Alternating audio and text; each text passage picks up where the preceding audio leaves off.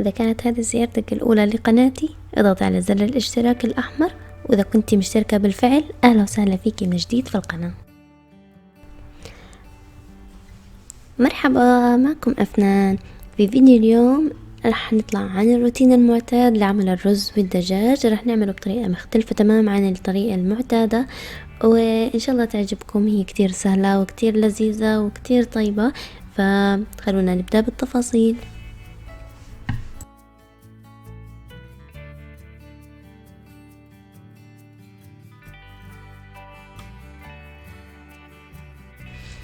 أول شي رح نبدأ بطبخ الدجاج في طنجرة على النار. رح نحط شوية من الزيت النباتي. بعد هيك رح نشوح البصل. طبعا البصل قطعته لشرايح رفيعة، هنشوحه لغاية ما يدبل معنا شوي. بعد هيك رح انزل الدجاج استخدمت منه اللي هو صدور الدجاج، قطعتهم برضو لشرايح رفيعة. وبعد هيك راح اشوحهم مع البصل.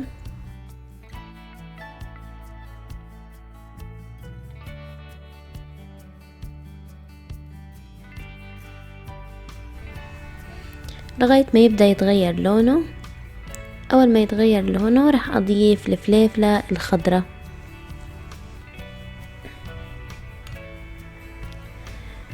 بعدين راح اضيف الملح والفلفل الاسود والبهارات. طبعا البهارات حسب الرغبة، انا حطيت بابريكا وبهار دجاج.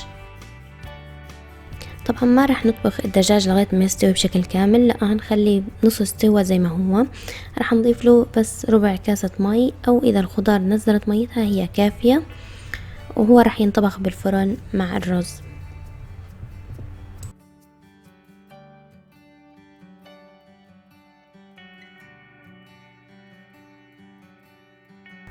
بالنسبة للرز راح نسلقه حوالي من 5 ل6 دقايق.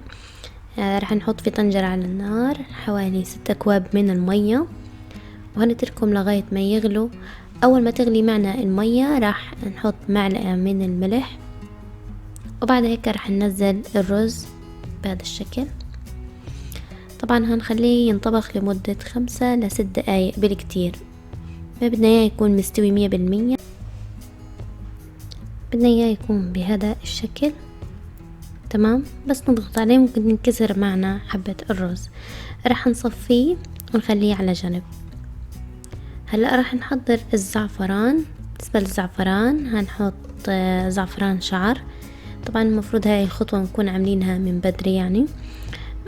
فراح نضيف الزعفران الشعر عليها مية سخنة ونتركها حوالي 10 دقايق. بعدين هنضيف لها معلقة من ماء الورد أو ماء الزهر.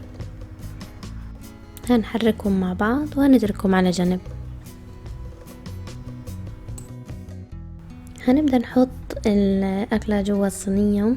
هنجيب الصينية ندخلها الفرن. أول شي رح نحط طبقة من الرز. تمام،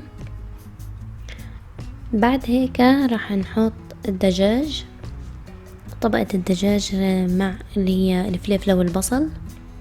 رح نوزعها بشكل منيح في الصينية.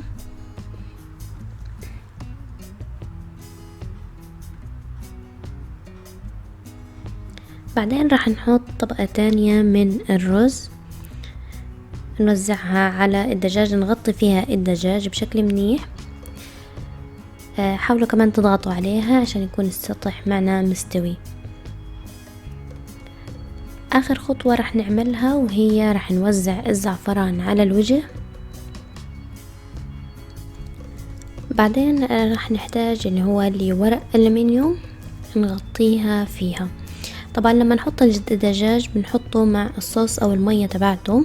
الدجاج رح يكون مش مستوي 100%، يعني هيكون حوالي نص سوا، والرز نص سوا. فبالتالي رح نخبزها في الفرن لمدة على حرارة 180 لمدة من 40 ل45 دقيقة. ممكن تتركوها كمان لساعة تنطبخ براحتها. وهذا شكلها بعد ما طلعت من الفرن، لساتها سخنة. يعني لما تطلعوها من الفرن خلوها تهدى لمدة 5 دقايق بعد هيك قدموها على السفرة، بتكون ساخنة ولذيذة وطيبة. بتقدمي جنبيها أي نوع سلطة بتفضليه، وكمان زبادي. بس يعني كتير سهلة الأكلة، ما بتاخد منك يعني أي مجهود. كمان يعني تكوني مثلا ملانة ما بدك تطبخي، هاي الأكلة كتير سهلة تعمليها. خلاص هيك صارت وصفتنا جاهزة، بس هنقدمها وبالعافية عليكم. ان شاء الله تكون عجبكم فيديو اليوم، فلا تنسوا تعملوا لايك للفيديو وشير لأصدقائكم وأحبابكم على مواقع التواصل الاجتماعي، سواء كان الفيسبوك أو الواتساب. وشرفني اشتراككم بالقناة. بشكركم على المتابعة. بنتظر كمان تعليقاتكم ومشاركاتكم. إذا جربتوا هاي الوصفة اعملوا لي تاج على الانستغرام، وإن شاء الله راح أفوت وأشوفها. شكرا للمتابعة مرة تانية، مع السلامة.